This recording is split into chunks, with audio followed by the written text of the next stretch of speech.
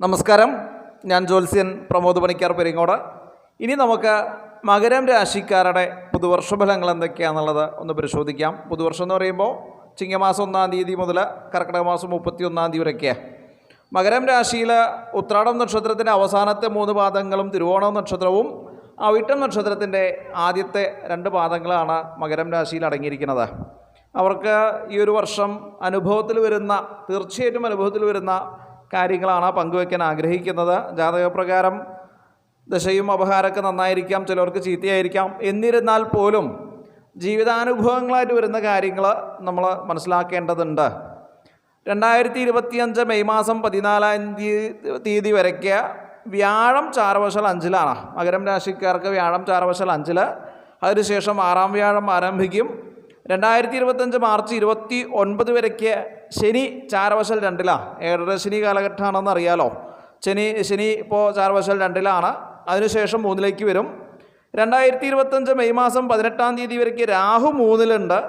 അതിനുശേഷം രാഹു 2-ലേക്ക് വരാം. കാരണം രാഹു കേതു പിറകിലേക്ക് സഞ്ചരിക്കുന്ന ഗ്രഹങ്ങളല്ല, തമോഗ്രഹങ്ങളാണെന്ന് പറയുന്നതാണ് ശരി.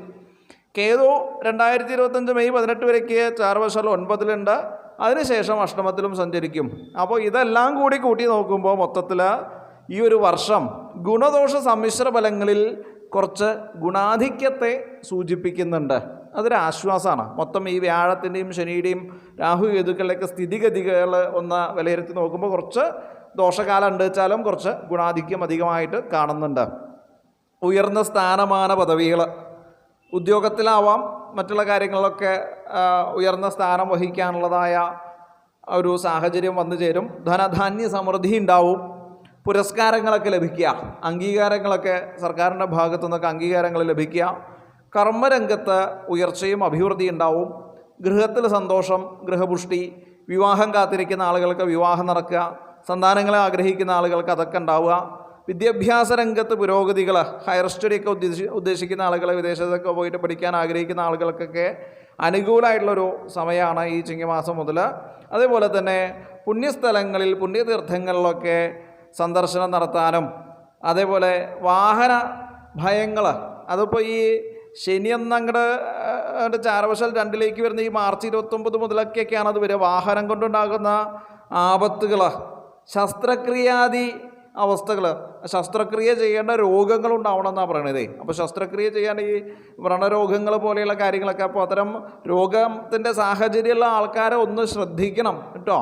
എന്നാലും ശസ്ത്രക്രിയാദി അവസ്ഥകളൊക്കെ കാണാമെന്ന് പറഞ്ഞാൽ ഒത്തിരി ദുഃഖം ഉണ്ടാകുന്ന സാഹചര്യം ഉണ്ടാവും എന്നുള്ളതിൻ്റെ സൂചനയാണ്.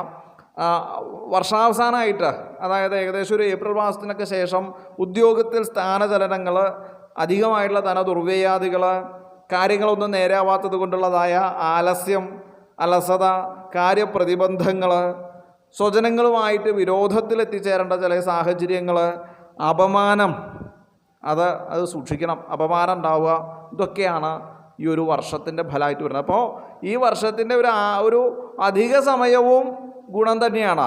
അതിനുശേഷം കുറച്ച് കാലഘട്ടങ്ങൾ, ഒരു 3-4 മാസക്കാലം കുറച്ച് അധികം ദുരിതങ്ങളും ഈ മകരം രാശിക്കാരെ സംബന്ധിച്ചിട്ട് ഉണ്ടാവും എന്നുള്ളതിൽ സംശയമൊന്നുമില്ല.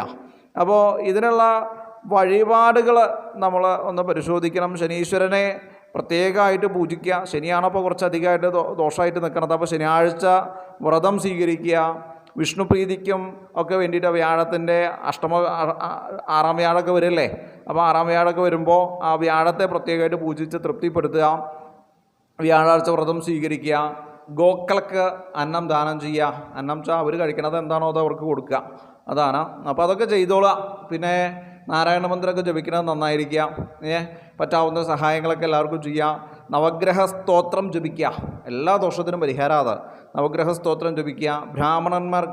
ഉത്തമ ബ്രാഹ്മണന്മാർക്ക് അന്നദാനം ചെയ്യുക. അതൊക്കെ ചെയ്ത് കഴിഞ്ഞാൽ സകല ആപത്തുകളും നീങ്ങുന്നുള്ളതിൽ യാതൊരു സംശയവും വേണ്ട.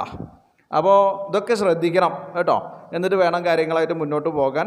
അപ്പോൾ ഇനി നമുക്ക് എന്തെങ്കിലും സംശയങ്ങളൊക്കെ ഉണ്ടെന്ന് വെച്ചാൽ നിങ്ങൾക്ക് എഴുതി ചോദിക്കാം, കമൻറ്റുകളൊക്കെ ഇടാം, മറ്റുള്ളവർക്ക് ഷെയർ ചെയ്ത് കൊടുക്കാം. അപ്പോൾ ഇത്ര കാര്യങ്ങളാണ് മകരം രാശിക്കാരെ പറ്റി പറയാനുള്ളത്. അപ്പോൾ എല്ലാവർക്കും നല്ലൊരു ശുഭദിനം ആശംസിക്കുന്നു. നന്ദി, നമസ്കാരം.